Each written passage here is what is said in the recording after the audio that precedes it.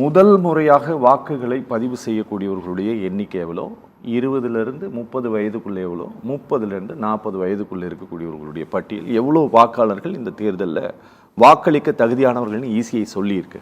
ECI என்ன சொல்லியிருக்குன்னா under 40ல் வந்து 2 crore 20 lakhs. 2 crore 20 lakhs. சரி, 2 கோடியே 20 லட்சம் அண்டர் 40. அதாவது இளைஞர்கள்னு வரையறுக்கப்பட்ட தேர்தல் ஆணையத்தால் இளைஞர்கள் வரையறுக்கப்பட்ட வாக்களிக்க தகுதியுடைய நபர்கள் 2 கோடி 20 லட்சம். சரி, அதன் பிறகு 40 to 49 ஒரு 1 crore. அகைன் 49 to 50 அவங்க ஒரு 1 crore. ரெஸ்ட்டு வந்து ஒரு மொத்தமாக கழிச்சுக்கிட்டீங்கன்னா 5 கோடி 73 லட்சத்தில் அவங்க ஒரு கோடி கிட்ட சரி வராங்க. அப்போ இளைஞர்கள் ஒரு கட்சியின் பின்னாடி போய் நின்றுட்டாங்க. இப்போ பெரும் ஒரு கட்டமைப்பு சோசியல் மீடியாவில் பரவிட்டு இருக்கு. என்னன்னா இளைஞர்கள் ஒரு குறிப்பிட்ட கட்சிக்கு வாக்கு செலுத்திட்டாங்க. அந்த கட்டமைப்பு மிக தவறு. இதுநாள் வரை தேர்தல் ஆணையம் படிப்படியாக ஒரு வாக்கு எண்ணிக்கை அடைந்திருக்கு. இப்போ 1951 நடந்த பொது தேர்தலிருந்து 2026 நடந்த பொது தேர்தல் வரையிலும் எடுத்த உடனே இந்த 85 விழுக்காடை நம்ம எட்டல. 51 தொடங்கி இந்த 85 விழுக்காடை எட்டியிருக்கும். இந்த நிலை வருவதற்காக தேர்தல் ஆணையம் பாடாப்படுது. வாக்களிங்க, வாக்குரிமை செலுத்துங்க அப்படின்னு தேர்தல் ஆணையம் ஒரு தனி திட்டம் போட்டு எல்லாருக்கும் வாக்குரிமை முக்கியம், வாக்குரிமை எல்லாரும் செலுத்தணும், அது உங்களோட அடிப்படை கடமை உரிமை அப்படின்லாம் சொல்லி ஒரு பெரிய ப்ரொபகண்டா பண்ணிட்டு இருக்காங்க. அப்ப இது ஒரு கட்சிக்கு எதிராக போய் நின்றுச்சு, ஒரு கட்சிக்கு ஆதரவாக போய் நின்றுச்சுன்ற அந்த கட்டமைப்பு தொடர்ந்து பரப்பப்பட்டு இருக்கு. அது இங்க அந்த கட்டமைப்புக்கு இங்க வேலை. இது வந்து இவ்வளவு நாட்களாக தமிழ்நாட்டினுடைய அரசியல் களத்தில் இருக்கக்கூடிய கட்சிகள் இதுவரை சந்திக்காத தாக்குதலா இது? உள்ளபடியே சோசியல் மீடியா டெவலப் ஆன பிறகு வர முதல் எலெக்ஷன் கேட்கறது இல்ல, அதுதான் அங்கதான் வரேன். இப்ப சோசியல் மீடியா டெவலப் ஆன பிறகு வர முதல் தேர்தல். ஒருத்தங்க ஒரு வீடியோ போட்டு நான் இந்த கட்சிக்கு வாக்கு செலுத்தினேன் அப்படின்னு எளிதா சொல்ல முடியும். ஓகே, அதை பார்த்து எல்லாரும் அதுதான் போட்டிருப்பாங்கன்ற ஒரு எளிமையான முடிவுக்கு இது வர்றதுக்கான சூழல் இங்க இருக்கு. சரி, இதற்கு முன்னாடி அப்படி இருந்துச்சா? இப்ப வாக்களித்தவர்களோட யாருக்கு வாக்கு செலுத்தினேன்னு சொல்லவே கூடாதுங்கிறது ஈஸி இல்லையா? அப்ப தொடர்ந்து நான் இவங்களுக்கு வாக்கு செலுத்தினேன், இவங்க வாக்கு செலுத்த போறேன் அப்படின்றதெல்லாம் ஒரு பிம்ப கட்டமைப்பு இங்க ஏற்படுத்தப்படுது. ஒரு 10,000 பேர் வந்து நாங்க வந்து இந்த ஒரு குறிப்பிட்ட கட்சிக்கு தான் வாக்களித்தோம் அப்படின்ட்டு சொல்வதை வைத்து அதை வந்து ஒரு மல்டிப்ளை பண்ணி இத்தனை சதவிகிதம் வாக்குகள் எங்களுக்கு தான் பதிவாகி இருக்கு அப்படிங்கிற ஒரு கிரெடிட்டை இன்டைரக்டா எடுத்துக்கிறதுக்கு முயற்சி பண்றாங்களா, அல்லது அப்படியான ஒரு கருத்துருவாக்கத்தை திட்டமிட்டே உருவாக்குறாங்க? திட்டமிட்டு உருவாக்குறாங்க. ஏன்னா வருட தேர்தல் நடந்துட்டு இருக்கு. அதாவது எவ்ரி 5 years நாடாளுமன்ற தேர்தலும் சட்டமன்ற தேர்தலும் மாறி நடக்குது. ஒரு முறையும் ஊருக்கு போறது வந்து பெரும் சவாலாக தான் இருக்கும். ஏன்னா ஒரு மாஸ் மெம்பர் ஆஃப் மொபைலைசேஷன் சிட்டில இருந்து வெளியில போகும். சரி, அதை எப்படி தனக்கு சாதமா ஒரு குரூப் மாத்துறாங்கன்னா, ஏதோ தேர்தலுக்காக அவங்க வாக்கு செலுத்தக்கூடாதுன்றதுக்காக ஒரு கட்சி திட்டமிட்டு இது பின்னாடி செய்து அவர்கள் நாங்கெல்லாம் போய் ஒரு தேர்தல் எங்க வாக்குரிமையை வந்து தடுத்து பார்க்க அப்படி இல்லை. ஒரு மாஸ் மொபைலைசேஷன் பொங்கல் அப்பையும் தீபாவளி அப்பவும் வாக்கு செலுத்தும் போது ஒரு மாஸ் மொபைலைசேஷன் சென்னை சிட்டிக்குள்ள இருந்து நடக்கும் பொழுது பேருந்துகள் தட்டுப்பாடு இயல்பான ஒண்ணு, அது கூட சரி செய்யப்பட்டது, அன்றைக்கே சரி செய்யப்பட்டது. அப்ப இதை யார் இந்த கிரெடிட் எடுத்துக்கிறது? இப்ப இது வந்து ஒரு கவர்மெண்ட் ஃபார்மேஷன்ல ஒரு இந்த கவர்மெண்ட் இருக்கும் போது இது எப்படி அரசாங்கம் தான் இதுக்கு பின்னாடி இருந்து இதை வழி நடத்துது அப்படின்றத எடுத்துக்க முடியும். ஆக இது ஒட்டுமொத்தமா இந்த இளைஞர் சமுதாயம் ஒரு கட்சிக்கு பின்னாடி நின்னுச்சு அப்படிலாம் இல்ல. திமுக இளைஞரணி நிர்வாகிகளே கிட்டத்தட்ட 10 லட்சம் பேர் இருக்காங்க. ஓகே, இளைஞரணி நிர்வாகிகளே 10 லட்சம் பேர் இருக்காங்க. அப்ப அவர்கள்லாம் யாருக்கு வாக்கு செலுத்தினாங்கன்னு இன்டைரக்டா சொல்ல வராங்கன்னு எங்களுக்கு புரியல. ஓகே, ஒட்டுமொத்தமா இளைஞர் சமுதாயம் திமுக செய்திருக்க நலத்திட்டங்கள் திட்டங்களோட அடிப்படையில் அவர்கள் செய்திருக்கிற நான் முதல்வன் தமிழ் புதல்வன் போன்ற திட்டங்கள்லாம் எந்த மாதிரியான கணக்கெடுப்புல இவங்க நிக்கிறாங்க, அதெல்லாம் எந்த கால்குலேஷன்ல வச்சு பாக்குறாங்கன்றது எங்களுக்கு தெரியும். எங்களுக்கு அந்த விஷயம் புரியாதனால, அதாவது ஒட்டுமொத்தமா ஒரு இன்ஸ்டாகிராம்ல ஒரு வீடியோ போடுறத வச்சு இது வந்து திமுக இதுவரை சந்திக்காத ஒரு கொரில்லா தாக்குதலை தேர்தலுக்கு பிறகு சந்திக்குது. கரெக்டா? கொரில்லா தாக்குதல்னு சொல்ல முடியாது, கொரில்லா தாக்குதல்னு சொல்ல முடியாது.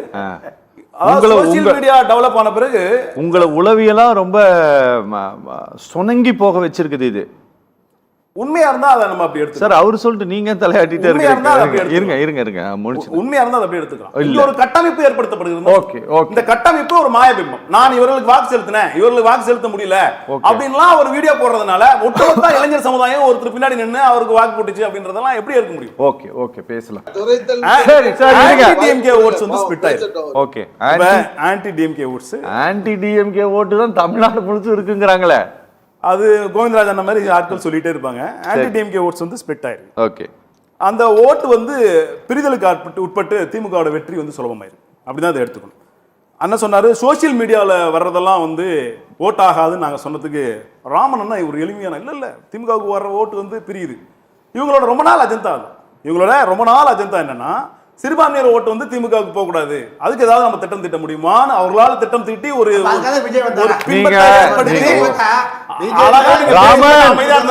ராமன் கொஞ்சம் இருங்க, அவங்க பேசுறத நோட் பண்ணிக்கங்க, எழுதுங்க. நான் உங்ககிட்ட கடைசியா வர இன்னும் 20 நிமிஷம் நமக்கு டைம் இருக்கு.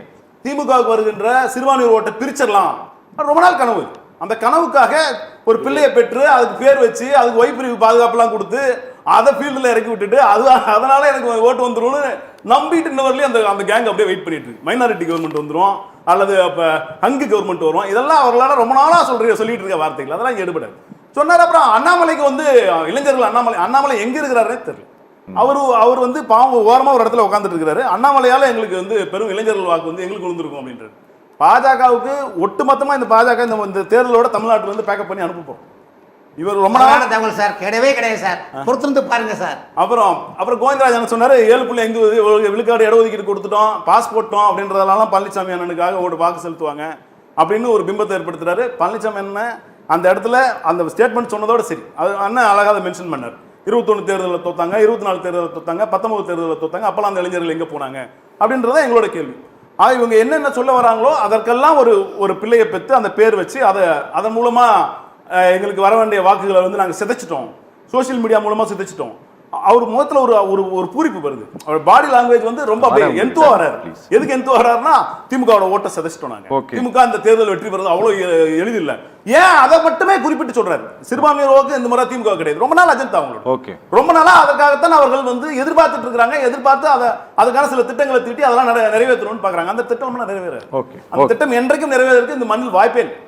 அதாவது அண்ணன் என்ன சொல்றாருன்னா எஸ்ஐஆரே அரசாங்கம் பண்ணணும்னு சொன்ன அண்ணன் தான் இன்னைக்கு என்ன சொல்றாரு, கேடிசிசில வந்து திமுக வீழ்த்தப்படும் அப்படின்னு. என்ன கேடிசிசி? அதான் காஞ்சிபுரம், திருவள்ளூர், செங்கல்பட்டு, அதான் கேடிசிசி. இப்ப ராமன் சொன்னார் வேட்பாளர் தேர்வில் வந்து திமுக தோல்வி அடைஞ்சிருச்சு, 30க்கும் மேற்பட்ட வேட்பாளர்கள் வந்து புதுமுகங்கள். என்னதான் இவங்களுக்கு பிரச்சனைன்னு தெரியல. தொடர்ச்சியா நிக்கிறவங்களுக்கு சீட்டு கொடுத்தாலும் பிரச்சனையா இருக்கு, புதுமுகங்களுக்கு வாய்ப்பு கொடுத்தாலும் புதுமுகங்களுக்கு வாய்ப்பு கொடுத்துட்டீங்கன்றீங்க. ஏற்கனவே இருக்கிறவங்களுக்கு கொடுத்தா அவர்களே தான் திருப்பி வந்துட்டு இருக்காங்கன்றாங்க. அது திமுக எது செஞ்சாலும் தவறுன்றதை தான் அண்ணன் இங்க கட்டமைக்கிறார். நீட்டுக்கு சொல்றாரு திமுக இளைஞர்களை வந்து ஏமாத்திருச்சு, நீட்டால பல பேர் வந்து பாதிக்க. ஏதோ அவரும் பேசணும்ல, நீட்டால பல பேர் நீங்க தானே அரசாங்கத்துல இருக்கிறீங்க, நீட்டை வந்து ரத்து பண்ணுங்க. எவ்வளவு அப்புறம் அழகா சொன்னாரு, விஜய் வந்து ஒரு கணிசமான தொகுதிகள் வெற்றி பெறுவாரு, அதிமுக கூட்டணி ஒரு கணிசமான தொகுதி வெற்றி, கூட்டணி ஆச்சு நாங்க 2 பேரும் சேர்ந்து அமைப்போம். எவ்வளவு பெரிய வன்மமான கருத்து பாருங்க. அவரை வந்து என்னத்த தேர்தல் முடிஞ்ச நீங்க பெண் நிறுவனத்தின் மூலமாக விஜயிடம் பேசியிருக்கீங்களே, 10 நாளுக்கு முன்னால விஜயிடம் பேசிய நபர் தலைமையில் நீங்கள் வெற்றி பெற்றால் என்னிடம் கூட்டணி நீங்க சொல்லவில்லையா? பெண் நிறுவனம் சொல்லவில்லையா? சொல்லுங்க. அதாவது பதட்டப்படாதீங்க, உங்களுக்கு சிறுபான்மையர் வாக்கு விழாதுன்றது பேசினாங்கன்ட்டு சிறுபான்மையர் வாக்கு விழாதுன்றதுக்காக ஒரு பிள்ளைய திருப்பி சொல்றேன், ஒரு பிள்ளைய பெற்று அதுக்கு பேர் வச்சு அமைச்சிருக்கீங்க. அது அந்த பிறகு நான் இப்பவே சொல்றாங்க நாங்க நாளைக்கு விஜயோட கூட்டணி வச்சுதான் நாங்க ஆட்சி அமைக்க போறோம். ஒரு பக்கம் என்டிஏ கூட்டணி ஆட்சி அமைக்கின்றாரு, இன்னொரு பக்கம் விஜய் ஜெயிச்சு சில கணிசமான தொகுதியில் வெற்றி பெறுவார், நாங்க ஜெயிச்சு விஜய் நாங்களா சேர்ந்து வந்து ஆட்சி அமைக்க போறோம்னு சொல்றதெல்லாம் இவர்களோட திட்டம், ரொம்ப நாள் திட்டம். அந்த திட்டம் எனக்கு நிறைவேறாது.